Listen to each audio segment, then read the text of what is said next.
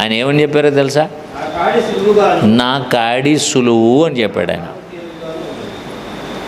ఇరుకు మార్గం అని చెప్పాడే కానీ కష్టమని మాత్రం చెప్పలేదు ఆయన. నువ్వు రాలేవురా, నువ్వు సాగలేవురా అని ఎక్కడన్నా చెప్పాడు. యేసు ప్రభువారు ఇలా చెప్పలేదు, నువ్వు నన్ను వెంబడిస్తే ఎవరు నిన్నేమనరు, ఏ మాట నీకు రాదని చెప్పలేదు ఆయన.